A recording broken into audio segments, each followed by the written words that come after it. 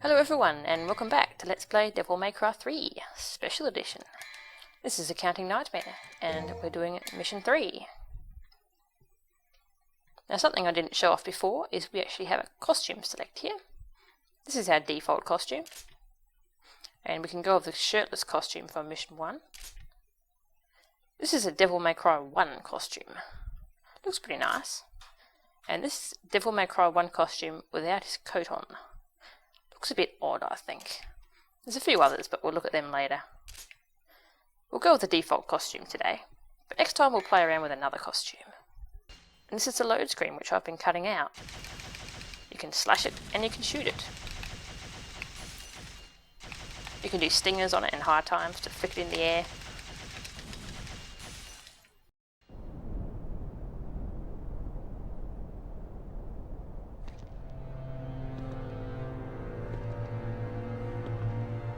Arkham.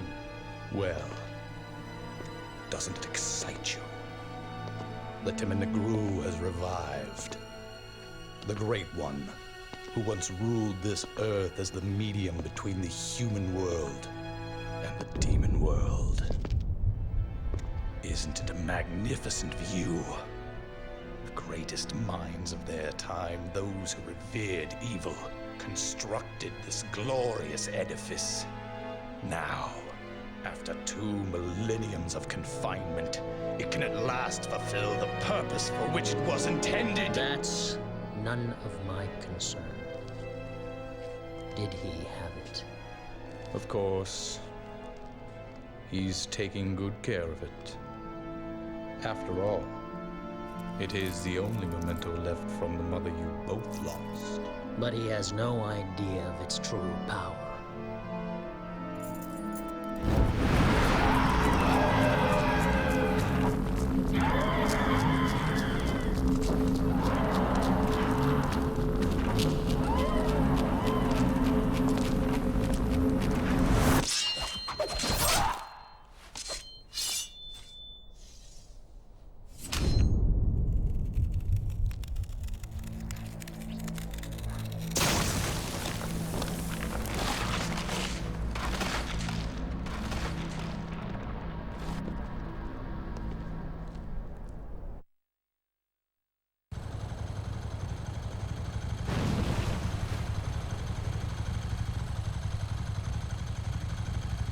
Found it.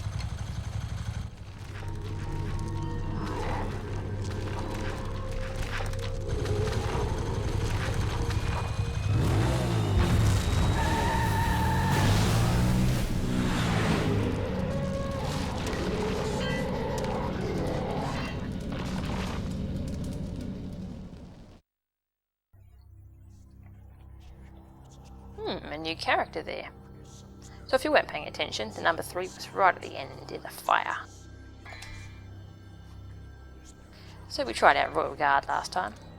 This time why don't we try out Gunslinger? A fun little style. And we haven't checked out the item screen yet, so let's do that. We can buy Vital Stars, small and large, but who cares about those? We can also get Devil Stars, although not yet. We'll find out what those do later. We can get Holy Waters. These are items that when you use them, they do a big bunch of damage to anything near you. And Blue Orbs. Blue Orbs increase your health bar permanently. See? There's a certain amount of Blue Orbs that you can only buy here in the shop. See, it says 1 out of 6. And you actually find Blue Orb fragments throughout the missions. And here's a Purple Orb. We can't use that yet either. And a Gold Orb. Gold Orbs are lives. When you die, you can use a Gold Orb to instantly resurrect on the spot you died. Handy, but we shouldn't be needing it.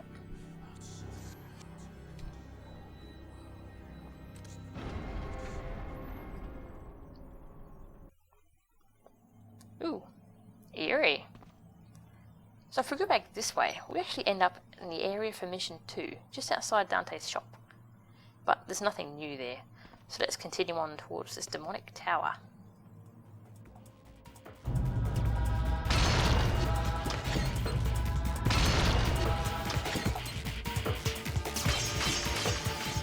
really sure where they fell from, but I don't really want to know. These are enigmas, very dangerous archer enemies. They're very annoying and very deadly. So they fire two different kinds of arrows, blue ones and the red ones. The blue ones aren't as powerful, but the red ones, they will screw you up. On the higher difficulties, they fire red arrows more often. Let's take out his friend. Nope, no funny ideas. There we go, now we can deal with the weaklings downstairs. Normally they start firing red arrows later into the game, but on the higher difficulties, they just assault you with red arrows whenever they see you. Got some explosive barrels around here for some reason, I don't know. It's fun though. We're using Gunslinger. We've got some cool little gun tricks, like charged gun shots. Very easy to do too, you just hold your shoot button and it charges some gunshots for you. The higher level your gunslinger is, the more shots get charged. Also got Wild Stomp, which is quite fun and very good for style, although it is hard to pull off. Very easy to get hit while you're doing it.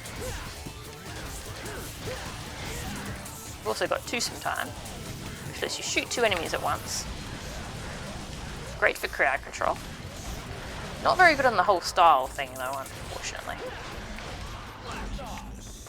And we've also got Rainstorm. A fun little move.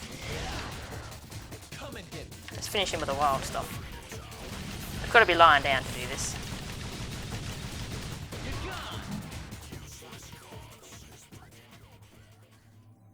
So we could have actually left at any point here, but I wanted to kill everything, so I did. Just a little edit here. I forgot to grab those red orbs. If you climb up to certain places, you'll actually find the secret red orbs. Oh, carry on.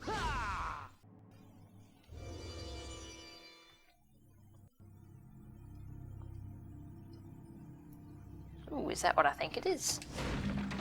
We'll check that out in a minute. First we'll destroy everything in here, because that's just tradition. This is quite a cozy little place. Ooh, there's a nice green orb in there if you saw that. And we'll destroy all of that. Now you may notice there's no dead bodies, even though there really should be. I suppose they don't want the game to have too high of a rating. Don't try and attack me. Ha! Hidden switch.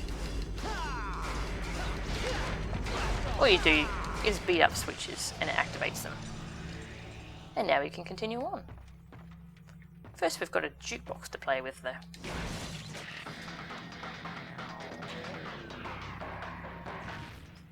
If you're familiar with the original Devil May Cry, you may remember that was the original battle theme.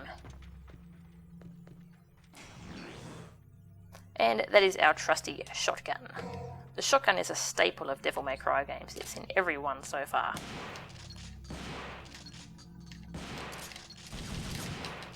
So this game carries over most of the control scheme from Devil May Cry 2. This means we can swap weapons very quickly, whenever we want. Very handy, because in the first game you had to go through a menu every time you wanted to switch weapons. Rather annoying. Now it's nice and smooth though.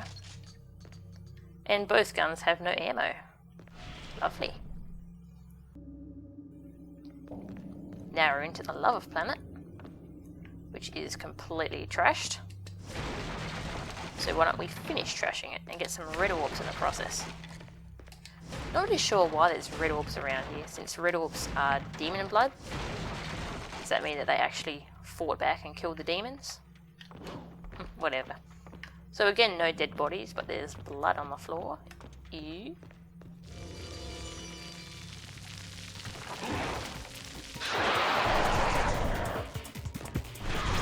And the introduction of the sloth, which we've been fighting for a while now, because this is a high difficulty. So on the high difficulties, they add in tougher enemies earlier on. But now that we've got the shotgun, we can play with it. You can see just how easy it is to switch weapons back and forth. That's one of the best new additions in this game. Okay, that's getting a bit absurd. I'll stop that now. Let's play with this pole. Yes, the stripper pole, we can play with it. I believe that move is called pole play, incidentally. Now you can actually charge the shotgun as well. Only with gunslinger, of course. You only get one charge shot off in level 1 gunslinger. With the higher levels, you can get 2 and even 3. Which you may have guessed, it says 3 levels gunslinger. And that move is fireworks. It's good in crowds. It's kind of useless against a singular enemy though.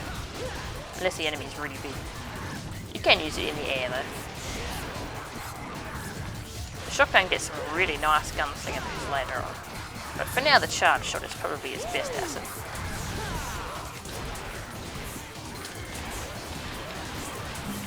You can do a bit of jump cancelling with the shotgun. It's pretty fun to jump cancel. This is the first Devil May Cry game that really features jump cancelling.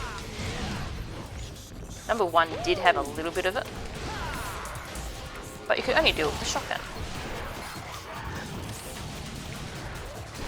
In fact, people called that shotgun hiking and not jump cancelling. So that shows you how limited it was. Now you can jump cancel all sorts of moves. The shotgun is pretty fun to jump cancel though. It's best against sloths because they're so big. Very easy to bounce off of them over and over. Very useful on Dante Must Die mode too, since when enemies trigger they don't flinch from your attacks, so they stay standing. You can just bounce off of them over and over. Come and get me. Wow, it feels like they didn't even put up a fight. Come on guys. Also there's a tiny little green orb up there if you need it. It's pretty tiny though, to be honest. Ah, closer to the tower.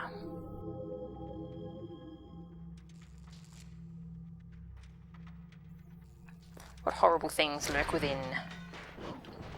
We'll find out later, because right now we're going to climb this sign and get some red orbs. Now it looks like enemies should be ambushing you here, but there are no enemies here, and there's a ton of things to find, like those red orbs, and like this red orb fountain. Beat these things up and you get red orbs out of them. They're hidden throughout the game. There's some red orbs up there too. So moving on. There's still quite a bit more here to be found. Like our first blue orb fragment. Get 4 of them and you get a full blue orb, and you get even more health. Very nice. And there's even more things hidden, believe it or not. Here's our first combat adjudicator. These things test your combo ability. If you can get yourself up to a certain star ranking, you get a reward. Another blue orb fragment. Lovely. They're a fun little challenge. They're pretty easy early on, but they get harder later.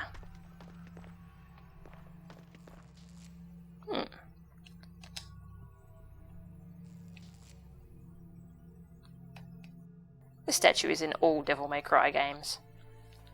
Talking to it accesses the shop. Now in this game it's much more useful than in the others, simply because it lets us change our style and weapons. So we've had fun with Gunslinger. Why don't we try Trickster? Trickster gives you access to some nice little dodge maneuvers, which will come in handy pretty soon. Let's just do a nice little dash. Also lets you climb walls. And here's our first secret mission. Secret missions give you challenges. If you can pull them off, you get another blue orb fragment. This one's actually quite tricky on very hard because the enemies have more health than they should, but they don't increase the time limit. So I've gone with Trickster so I can get close to them quicker and hopefully kill them. So it takes place within the Love Planet, as you can see. All the secret missions just take place in areas that already exist in the game. I suppose because it's not necessary to waste time making new rooms for these things. Secret missions are actually in all Devil May Cry games. Except for sort of Devil May Cry 2. Devil May Cry 2 has secret rooms instead, which are just rooms full of enemies you need to kill. Wow, I've got them all bunched up here. Lovely. Let's kill this lust. Lusts are the main things that will ruin your time here. They just have so much health.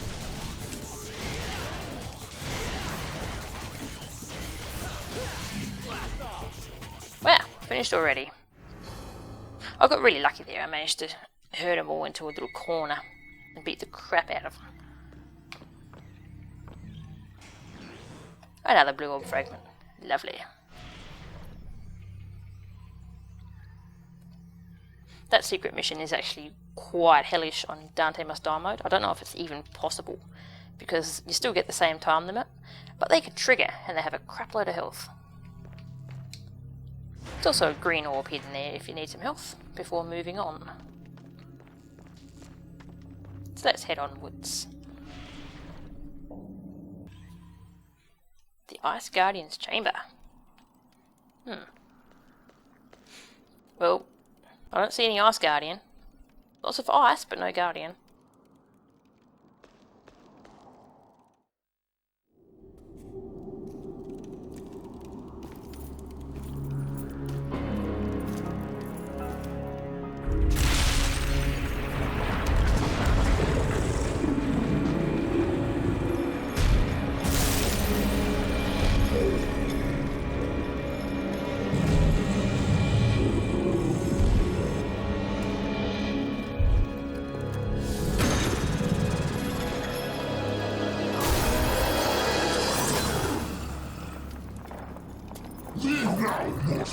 The likes of you are forbidden in this land. You are powerless, are not worthy to set foot here. Wow. I've never seen a talking mutt before. You know, in a dog show, you'd definitely take first place. You ugly human make a mockery of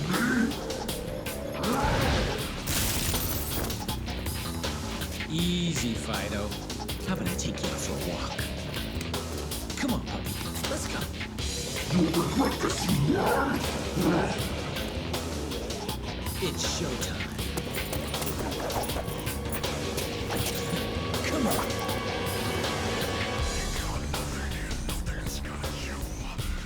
This is the first major boss of the game, Cerberus. It can be quite a shock to those playing through the game for the first time, because he's quite a step up in difficulty, especially to those who haven't played a Devil May Cry game before. So he covers himself with an ice armour. You have to shoot it to knock it off. Once you've done that, you can attack him directly with your sword.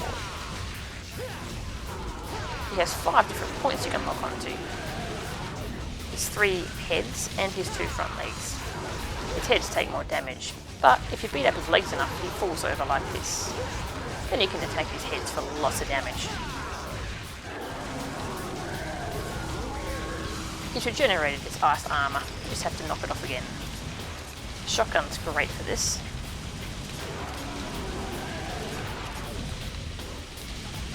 So he can regenerate his armour quite a lot throughout the fight.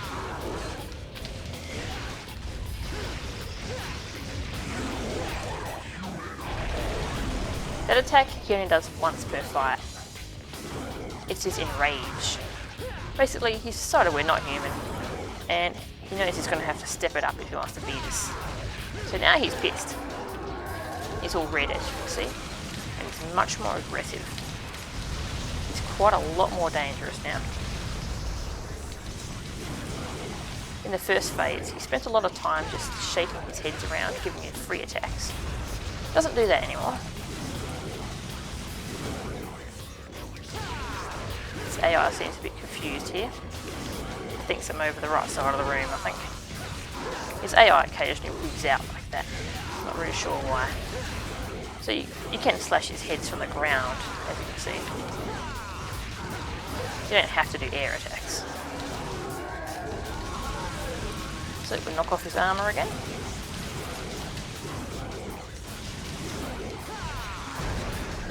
And we destroy one of his heads. Each of its heads has a signature attack that only it can do. Once you destroy the head, it can't do it anymore. That attack is very dangerous on Dante Must Die mode. It has almost no warning. Staying in melee range once he's enraged is quite dangerous. Simply because he's more aggressive. He's got quite a few melee range attacks that come out really quickly. Particularly the attack where he bites at the air in front of him. That one's nearly impossible to see coming. So you have to stay at range till you've got an opening. Then you get in and attack him. So some of his attacks get souped up once he turns red. That icicle shower attack lasts for much longer now. And that attack, he reels himself back in much quicker, giving you less time to attack him.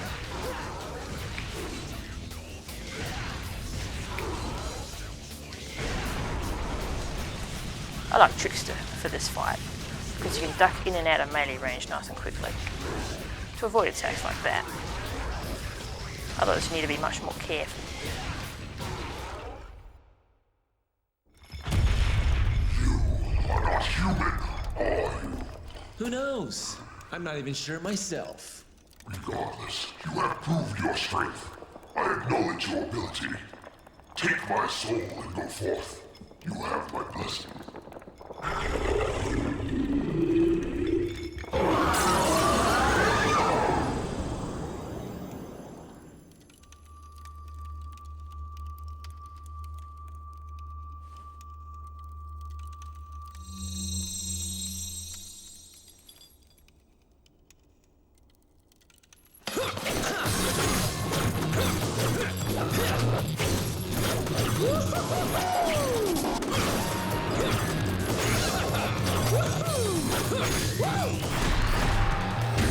Too easy.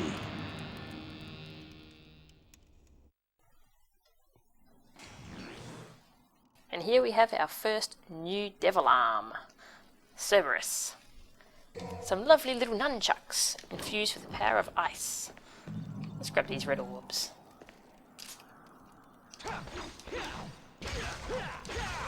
They're fast attacking, fun for combos, don't have much range, but they do have nice damage spread, so they can hit enemies all around you. Attacking an empty room isn't very fun though, is it? So let's try it against some actual enemies. So you can get right in the middle of a group of enemies and cause some real havoc. Gotta be careful you don't get hit though, because Cerberus is a little tricky to dodge out of. You can also use Cerberus to deflect arrows. Don't expect to pull that off too often.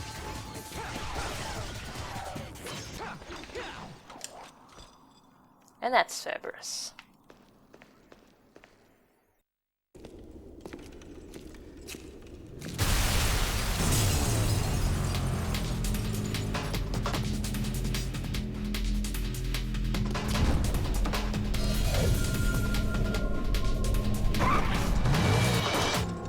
Are you going to the party?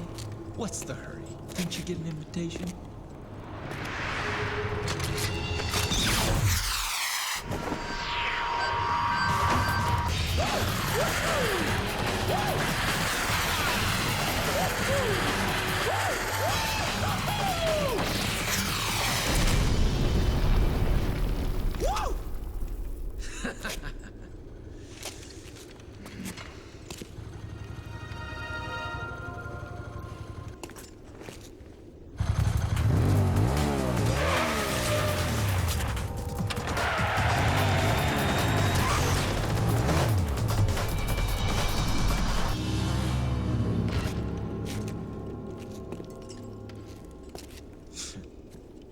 This just keeps getting better and better.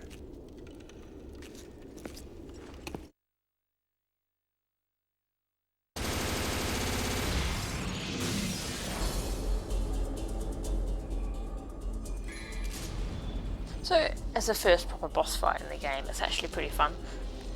Bit of a skill check though. Interestingly, in the cutscene with Cerberus, the final head that you kill is the one that will talk to you at the end and give you your weapon. So that was mission 3. It really opened up the game and showed us secret missions, secrets and all sorts of stuff. So tune in for mission 4.